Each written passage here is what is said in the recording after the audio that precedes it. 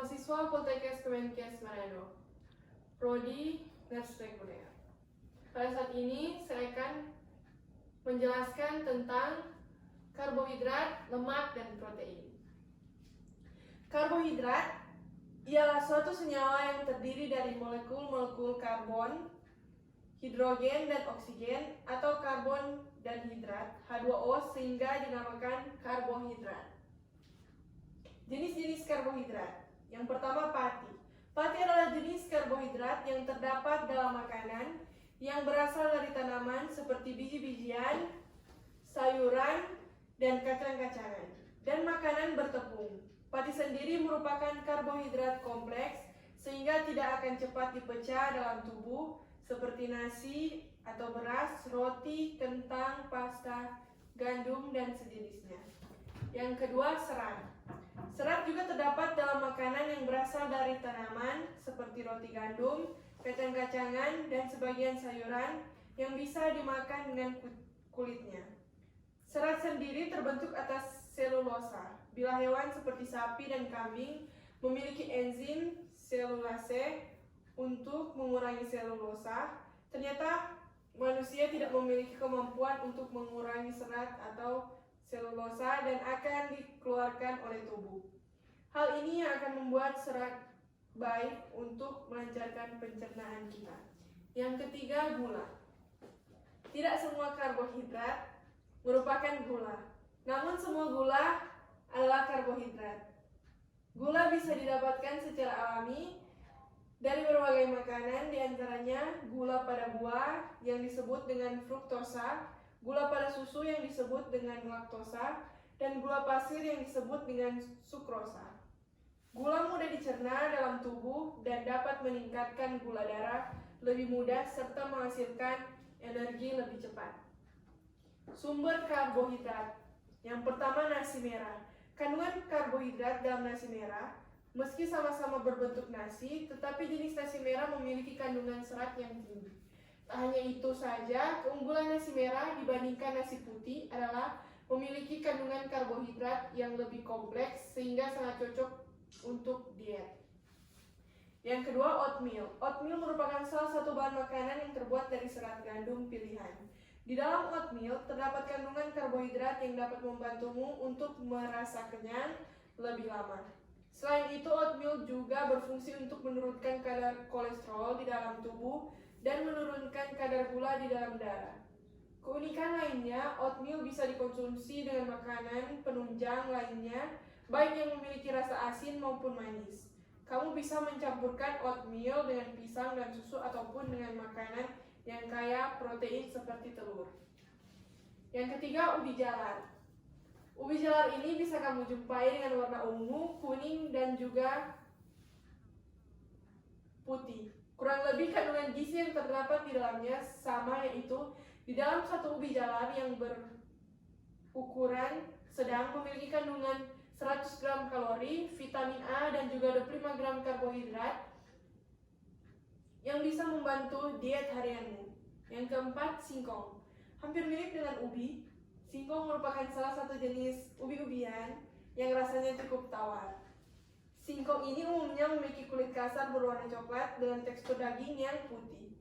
Bila kamu hendak mengganti nasi dengan singkong, kamu cukup mengukus ubi di kompor hingga dagingnya empuk.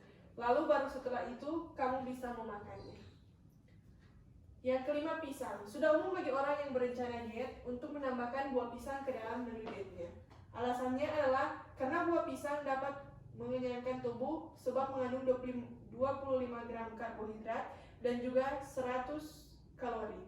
Tak hanya itu saja, serat yang ada di dalam buah pisang dapat membantu melancarkan pencernaanmu karena zat pati di dalam pisang dapat meningkatkan kesehatan usus dan mengendalikan kadar gula. Yang keenam, kacang-kacangan. Percaya atau tidak, kandungan karbohidrat di kacang-kacangan cukup tinggi dan mampu memenuhi kebutuhan karbohidrat harianmu. Kamu bisa memilih jenis kacang mana yang sesuai dengan seleramu. Tapi kacang yang awam ada di pasaran dan mudah ditemukan adalah kacang tanah dan kacang kedelai. Monomer karbohidrat. Yang pertama, monosakarida, yang kedua disakarida, yang ketiga polisakarida. Pengertian, lemak merupakan suatu senyawa kimia tidak larut air yang disusun oleh unsur karbon, hidrogen, dan oksigen. Lemak bersifat hidrofobik, tidak larut dalam air. Untuk melarutkan lemak, dibutuhkan pelarut khusus seperti ether, kloroform, dan benzen. Jenis-jenis lemak. Jenis lemak berdasarkan sumber lemaknya. Lemak hewani merupakan suatu lemak yang bersumber dari hewan.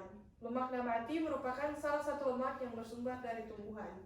Jenis lemak berdasarkan struktur kimianya. Lemak sederhana yaitu lemak yang disusun oleh trigliserida, yaitu 3 asam lemak dan 1 gliserol.